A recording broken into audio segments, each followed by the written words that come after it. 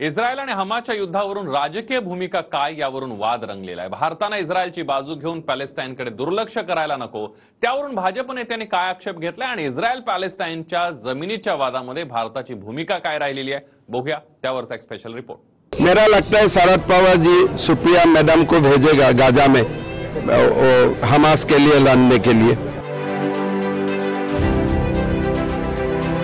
लाखों kilometre लांबवर Israel विरुद्ध Hamas मध्ये युद्ध होत आहे, मात्र भारतात त्यावरून राजकीय आरोप प्रत्यारोप होऊ लागले।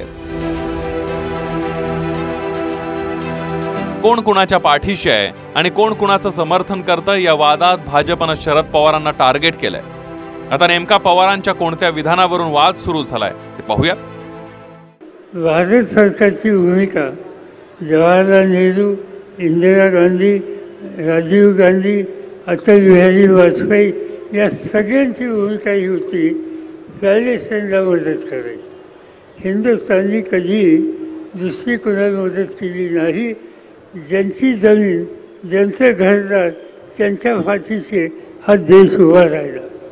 दुर्दैवानं पहिल्यांदा या देशाच्या प्रधानमंत्र्यांनी इस्रायलची भूमिका घेतली आणि मूळ मालक जे आहेत त्यांच्याकडे दुर्लक्ष केलं।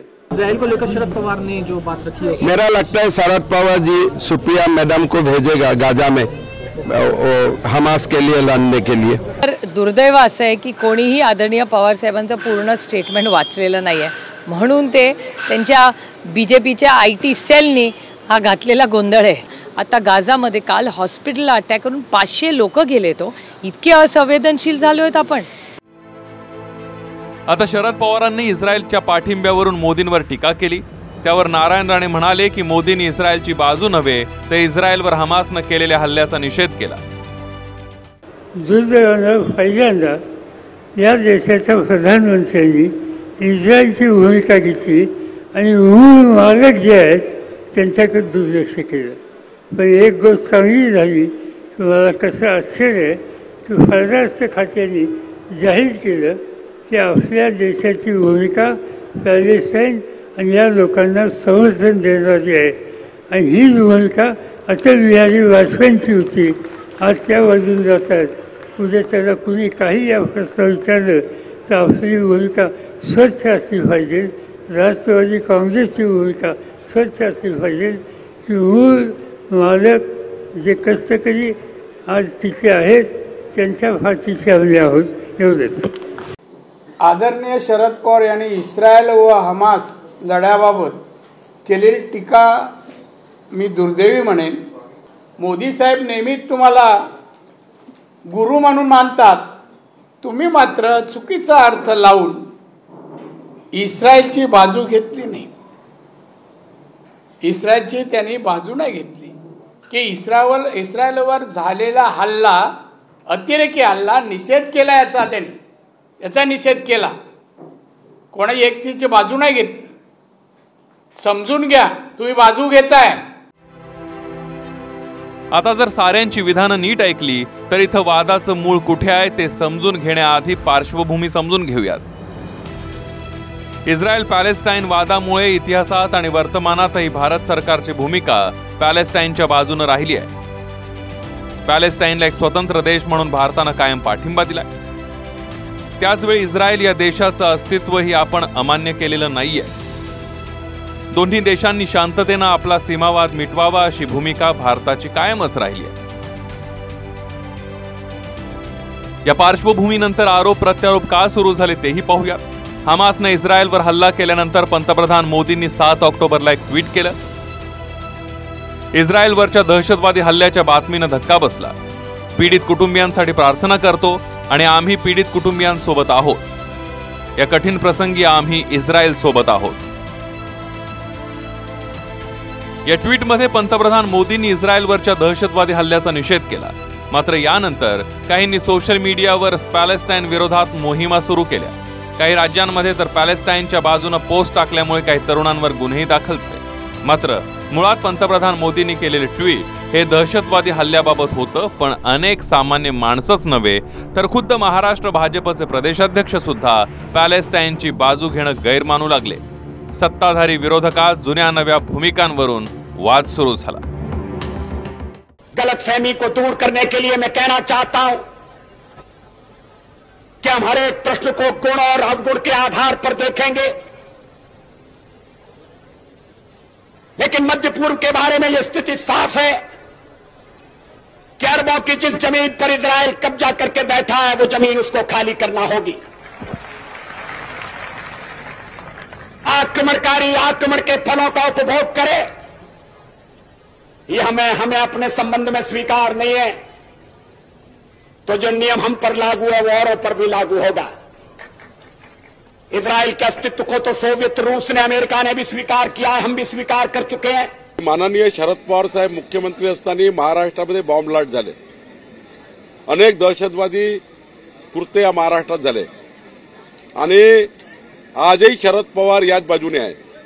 पवार साहेबांना हे कळलं पाहिजे की दहशतवादाच्या विरुद्ध संपूर्ण जग उभं झालं, ते त्या ठिकाणी पॅलेस्टाईनच्या बाजूने बोलतात आहे। त्यामुळं खरं तर मताच्या राजकारणाकरता, मताच्या लागून चालण्याकरता किती खाली जायचं आणि किती त्या ठिकाणी दहशतवादाला मदत करायची, समर्थन करायचं, हे शरद पवार साहेबांच्या बोलण्यावरनं कळतं। मी माननीय शरद पवार साहेबांनी जी मोदीजीवर टीका केली, मी त्यांचा निषेध करतो। इंदिरा गांधी से पंडित नेहरू से लेकर अटल बिहारी वाजपेयी तक इजराइल और पैलेस्टाइन के संघर्ष में एक भूमिका हमारी देश की रही है, वो एक बार समझ लीजिए। सरकारें बदली फिर भी भूमिका नहीं बदली। तो भाई देवेंद्र जी, एक बार जाइए आप गाजा पट्टी में और इजराइल में और इतिहास समझ लीजिए।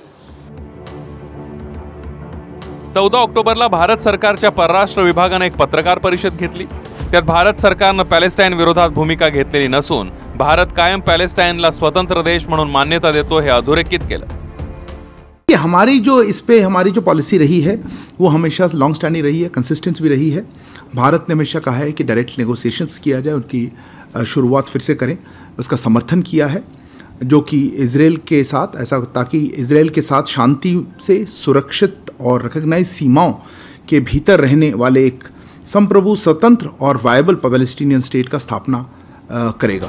अनेक जण हा वाद इस्रायल विरुद्ध पॅलेस्टाईन मानतात, मात्र हे युद्ध इस्रायल विरुद्ध हमास मध्ये आहे, कारण पॅलेस्टाईन नावाचा अखंड देशच सध्या अस्तित्वात नाहीये। गाझा पट्टीतले लोक मूळ पॅलेस्टाईनीच आहेत, मात्र तिथं 2006 पासून कारभार करणाऱ्या हमासला दहशतवादी संघटना म्हटलं जातं। मात्र हमास संघटना म्हणजे पॅलेस्टाईन आहेत हे तिथली जनता सुद्धा नाकारते। 2021ला गाझा पट्टीत एक सर्वे झाला होता, ज्यात 31% लोकांनी हमासला समर्थन दिलं होतं, तर 69% लोक हमास म्हणजे पॅलेस्टाईन नव्हे या बाजूनं मतदान केलं होतं। इस्रायलनं पॅलेस्टाईनला स्वायत्तता द्यावी असं भारत का मानत आलाय हे समजून घेऊयात। महायुद्धाच्या काळामध्ये जगभरात ज्यू लोकांवर अत्याचार झाले आणि यानंतर मोठ्या संख्येनं ज्यू लोक पॅलेस्टाईनमध्ये आले।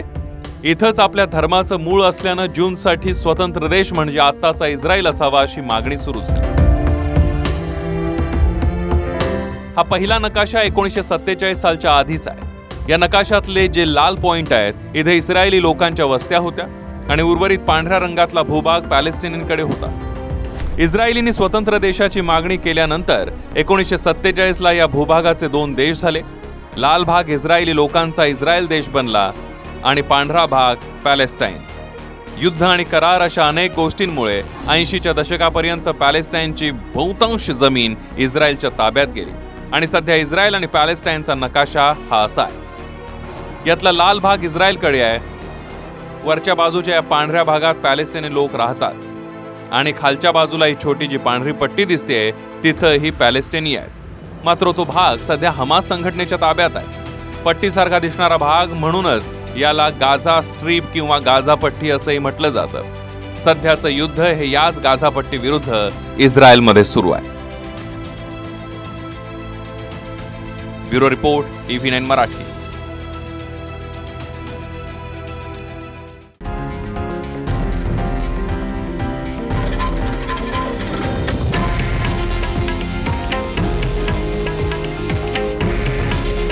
हे आहे देशातील नंबर 1 न्यूज नेटवर्क आणि आपण पाहत आहात TV9 मराठी। काळजी तुमची, हित महाराष्ट्राचं।